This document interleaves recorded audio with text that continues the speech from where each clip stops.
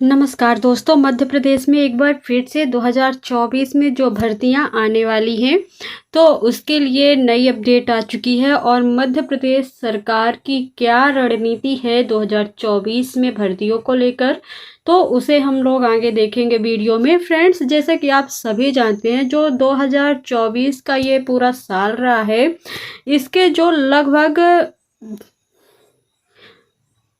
9 महीने पूरे हो चुके हैं। सितंबर लास्ट चल रहा है, लेकिन अभी तक आप लोग देखेंगे तो कोई भी भर्ती सन 2024 में नहीं आई हुई है। जितनी भी भर्तियां कंप्लीट हुई हैं वो सभी भर्तियां जो पिछले ईयर्स की हैं वो कंप्लीट हुई हैं। तो अब बेरोजगारों को कितना रोजगार मिलेगा 2024 में, जो बचे हुए कुछ ही महीने हैं उन महीनों में, तो इसकी जानकारी भी आई है निकल के, जिसे हम इस वीडियो में देखेंगे।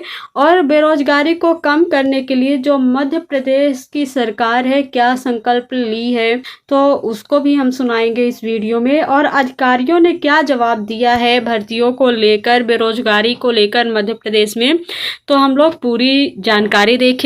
आप लोग वीडियो में जरूर लास्ट तक बनिएगा, क्योंकि बहुत इम्पोर्टेंट जानकारी दी गई है आगे जो मैं आपको सुनाने वाली हूँ, अधिकारियों की वार्तालाप की वीडियो। तो पूरा वीडियो जरूर आप लोग सुनिएगा।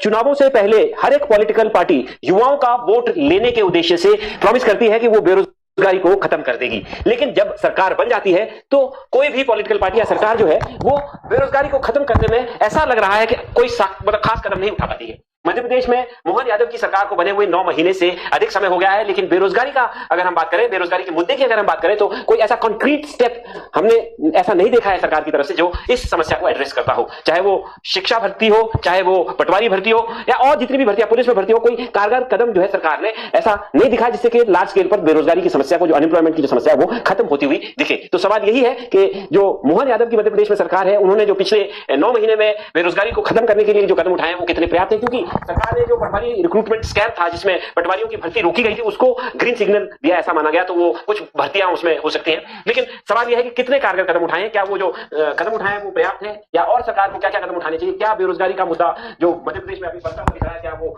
खत्म हो सकता है। इन तमाम सवालों पर बात करने के लिए हमारे साथ इस समय मौजूद है मध्य प्रदेश के सीनियर जर्नलिस्ट मिस्टर प्रकाश भटनागर। सर, आपका बहुत बहुत स्वागत है। सबसे पहले तो हम आपसे ये जानना चाहेंगे कि अगर हम जैसे बात करें युवाओं की, क्या ये कहना उचित होगा कि बेरोजगारी का मुद्दा जो है बहुत ज्वलंत मुद्दा है और ये खत्म होने का नाम नहीं ले रहा है, और मध्य प्रदेश में कोई कारगर कदम इसको एड्रेस करने के लिए उठाए हो ऐसा दिख नहीं रहा है? ठीक है, हमें तो बात केवल मध्य प्रदेश की नहीं है, और बेरोजगारी जो है बहुत व्यापक मुद्दा है।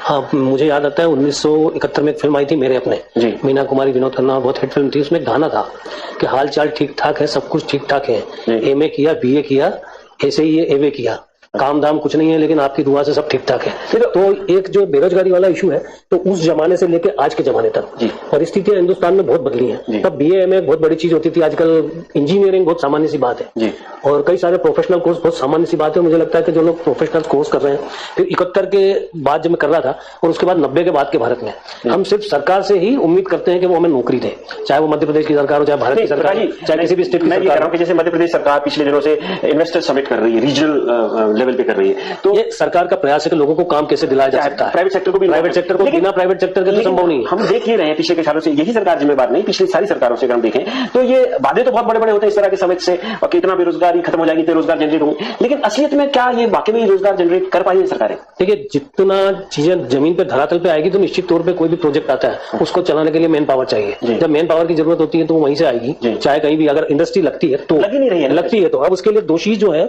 सरकार की नीयत से ज्यादा मुझे लगता है कि जो बहुत पॉलिटिकल विल पावर जो चाहिए होती है, तो वो ब्यूरोक्रेसी मतलब कई बार मुझे लगता है कि चीजों को नियम कायदों में बांधती है। और अगर आपको हमारे यहाँ पे इन्वेस्टर्स को लाना, हम जैसे गुजरात को देखेंगे तो गुजरात में बहुत इन्वेस्टमेंट हुआ है पिछले सालों में, लेकिन मध्य प्रदेश में उसकी तुलना में बहुत कम, कुछ भी नहीं हुआ, कुछ भी नहीं हुआ। तो उसका कारण जो सरकारी नियम कायदे, अगर हमारी नीयत ठीक है तो हमें प्राइवेट सेक्टर को लाना पड़ेगा, लाने के बाद सहूलियतें देनी पड़ेगी। अगर हम सहूलियत देंगे, लोगों को लाएंगे या काम धंधे पैदा करेंगे, तो निश्चित तौर पर बेरोजगारी पे असर पड़ेगा। लेकिन बेरोजगारी एक ऐसी समस्या है कि आप कितना भी कुछ भी कर लेंगे, बेरोजगारी को पूरा जड़ मूल से साफ करना मुझे संभव नहीं लगता। अच्छा, लेकिन ये बताइए कि पिछले लगभग 20 साल का समय हो गया है, 2003 के बाद शायद 2003 से 20 साल का समय भाजपा की ही सरकार है, 18 महीने बीच 15 महीने बीच में लगा दे, तो ब्यूरोक्रेसी कंट्रोल में नहीं, या ब्यूरोक्रेसी ये नहीं होने दे रही, ये कितना ब्यूरोक्रेसी ये तो मैंने कहा, उन्होंने ऐसा नहीं कहा, मुझे नहीं लगता कि उन्होंने ऐसा कहा कि ब्यूरोक्रेसी हमारे कंट्रोल में नहीं है, लेकिन अपनी जो पॉलिटिकल विल पावर है उसको वो प्रकट नहीं कर पाया। पिछले मोहन सरकार को तो 9 महीने हुए। आपने भले ही कहा कि ये ब्यूरोक्रेसी कंट्रोल में नहीं, आपका ये ऑब्जर्वेशन है, लेकिन अगर 20 साल की सरकार की ब्यूरोक्रेसी कंट्रोल में नहीं आ रही है, तो क्या उस पॉलिटिकल पार्टी की कमजोरी आपको वो नहीं दिख रही? हाँ, निश्चित तौर पे मैं वही बोल रहा हूँ कि राजनीति की जो नेतृत्व है उसकी अगर विल पावर, वो किसी भी पार्टी का हो, जी हाँ बिल्कुल, सरकार किसी की भी हो, लेकिन जो लीडरशिप है वो हमारी पॉलिटिकल है, लोकतंत्र में, तो अगर उसकी विल पावर स्ट्रांग नहीं है, वो खुद डिसीजन नहीं ले सकती है, अफसरों के भरोसे अगर डिसीजन लेती है, तो जब वो जनता से वादे करती है तो अफसरों से पूछ के नहीं करती है। तो जब आप जनता से वादे कर रहे हो तो आपको पता होना चाहिए कि आप इसको कैसे इंप्लीमेंट करेंगे। ब्यूरोक्रेसी आपके बताए हुए अनुसार, आपके निर्देशानुसार काम करने के लिए वो है। अगर नियम कहीं आड़े आते तो नियम बदलने के लिए आपके पास पावर है, लेकिन आड़े शायद रिसोर्सेज आता है कि पैसा नहीं है, संसाधन नहीं है, इस वजह से। अच्छा, मैं आप एक बात बताइए कि पैसा और संसाधन नहीं है, पैसा और संसाधन जब आप सहूलियत दे रहे हैं सामने वाले को, तो पैसा तो प्राइवेट सेक्टर खर्च करना है ना, आपको उसको टैक्सेशन में छूट देना पड़ेगी, आपको उसको सस्ती बिजली देनी पड़ेगी, इंफ्रास्ट्रक्चर देना पड़ेगा। तो आप ये कह सकते हैं कि बीजेपी की सरकार के इन 20 सालों में इंफ्रास्ट्रक्चर काफी डेवलप हुआ है, सड़कें मध्य प्रदेश के अंदर अच्छी हुई है, पानी प्रॉपर तरीके से यहाँ पे मौजूद है, बाकी चीजें, लेकिन उसके बावजूद बड़ी इंडस्ट्रीज आप नहीं ला पाए, तो ये फेल्यूर किसका है? आपका है। लेकिन अब मोहन यादव की सरकार तो 9 महीने तो हम नहीं कह सकते। अगर वो रीजनल इंडस्ट्रीज कॉन्क्लेव कर रहे हैं, हमने पहले बड़े बड़े कॉन्क्लेव किए, इंदौर के अंदर किए, दिल्ली में, मुंबई में, नतीजा कुछ नहीं निकला।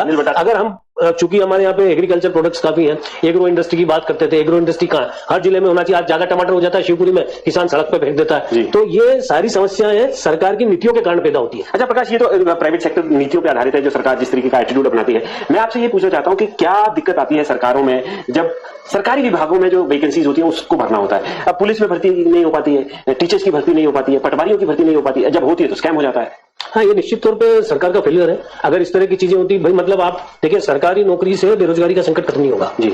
सरकारी नौकरियां और पद तो निश्चित है, लेकिन अगर आप उनको भी भरोगे तो जो लोग, आप अगर मान लो पटवारी के 100 पदों के लिए भर्ती निकली तो 10 लाख लोग आवेदन करते हैं, ठीक है ना, तो उससे आप अंदाज लगा लो कि किस हद तक स्थिति खराब है। आप देखिए मध्य प्रदेश में रिटायरमेंट एज क्या है? हाँ, रिटायरमेंट जो 62 साल कर दी सरकार ने, जबकि बाकी देश में 58, प्राइवेट सेक्टर में 58, प्रदेश में भी 58 थी।